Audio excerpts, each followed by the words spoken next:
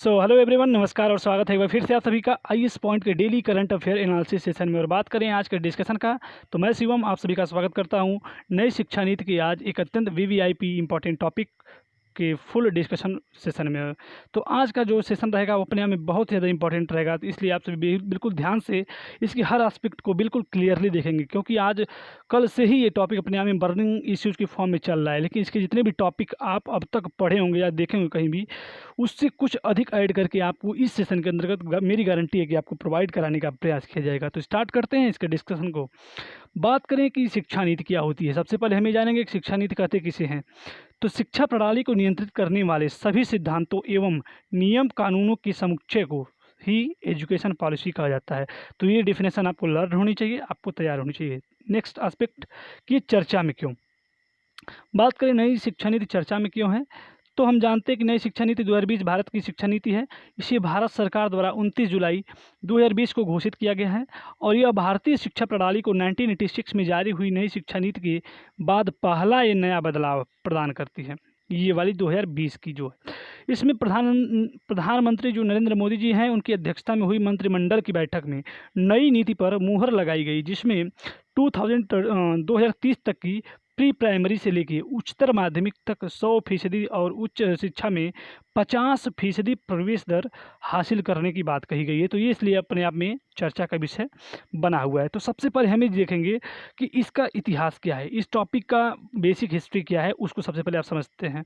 तो ये आपको तैयार रखना पड़ेगा। ये आपकी नॉलेज में एक बेहतरीन कड़ी को सम्मिलित करता है, जिससे आपकी नॉलेज में इंक्रीमेंट बहुत बेहतर तरीके से होता है।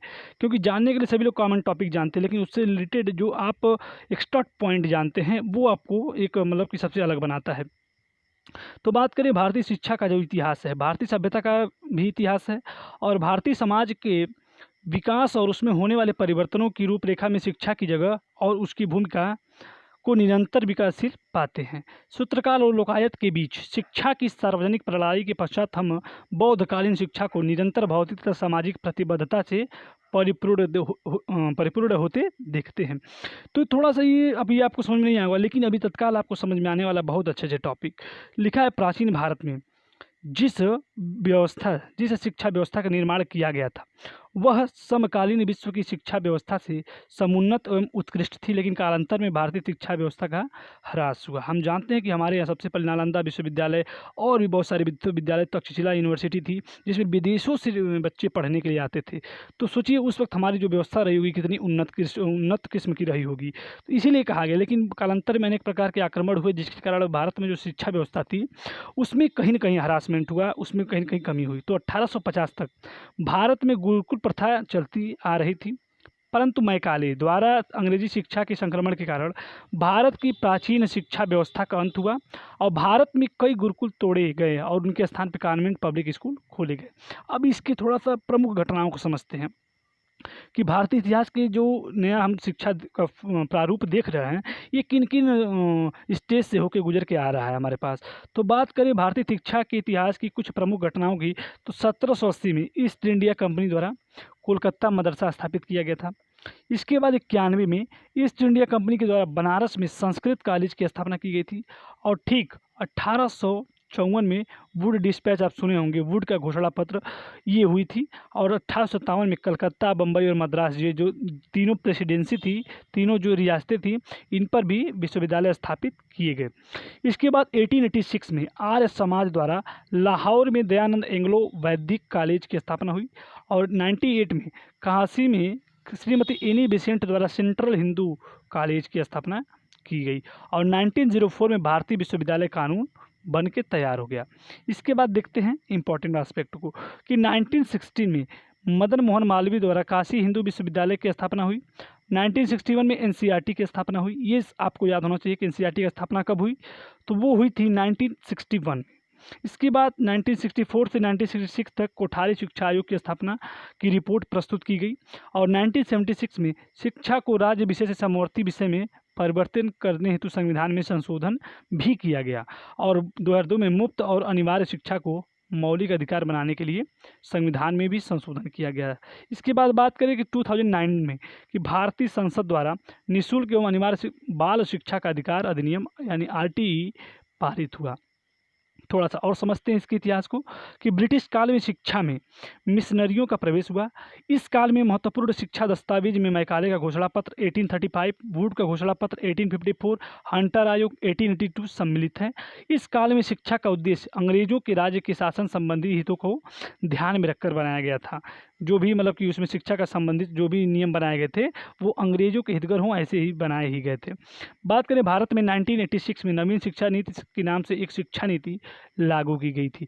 इस नीति की सर्वाधिक महत्वपूर्ण विशेषता यह थी कि इसमें सारे देश के लिए एक समान शैक्षिक ढांचे को स्वीकार किया गया और अधिकांश राज्यों ने 10+2+3 की संरचना को अपनाया। लेकिन वर्तमान की जो शिक्षा नीति अपनाई गई है वो 5+3+3+4 की है। इसको समझते हैं, अब आगे देखते हैं। भारतीय संविधान के नीति निर्देशक तत्वों में ये कहा गया कि 6 से 14 वर्ष तक के बच्चों के लिए अनिवार्य निःशुल्क शिक्षा की व्यवस्था की जाए।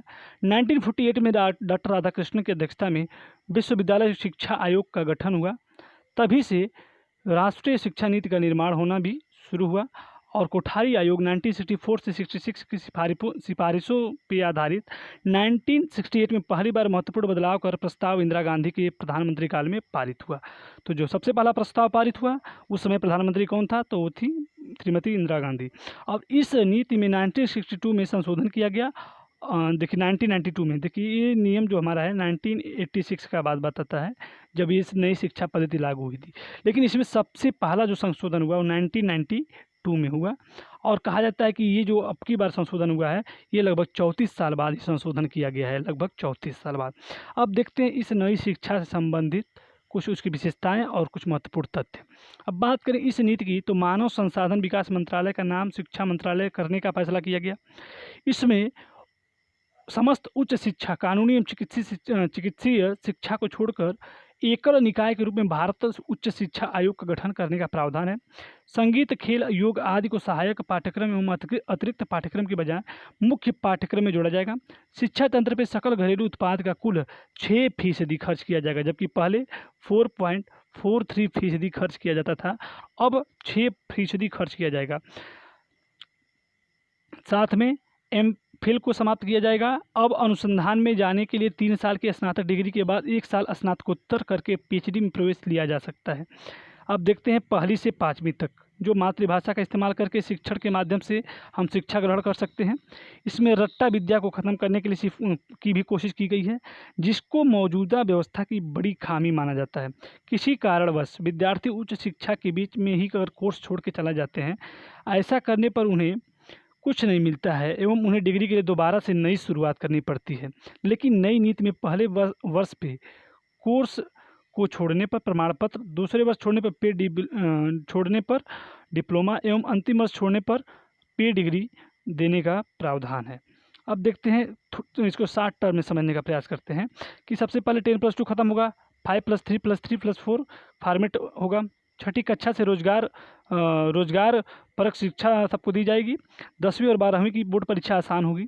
ग्रेजुएशन में 3 से 4 साल की डिग्री, मल्टीपल एंट्री और एग्जिट का सिस्टम होगा। नई नीति में MPhil को ख़त्म किया जाएगा। कॉलेज को कॉमन एग्ज़ाम का ऑफर दिया जाएगा। स्कूल में प्री प्राइमरी लेवल तक स्पेशल सिलेबस तैयार होगा। स्कूल कॉलेजों की फीस पर नियंत्रण के लिए तंत्र बनेगा और ऑनलाइन एजुकेशन पर भी जोर दिया जाएगा।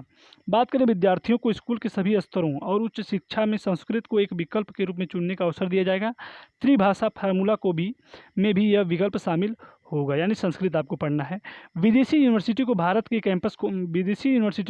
कैंपस खोलने की अनुमति और स्कॉलरशिप पोर्टल का विस्तार करने का प्रयास किया जाएगा, यानी कि वो भी इस सिस्टम में लागू है। तो ये रहे जो नई शिक्षा नीति है 2020 की, उससे संबंधित कुछ महत्वपूर्ण एस्पेक्ट और उससे संबंधित कुछ महत्वपूर्ण जानकारी। तो उम्मीद है कि आपको ये अच्छे समझ में आया होगा और आपने इसको अच्छे से तैयार भी कर लिया होगा। तब आज के लिए इतना ही।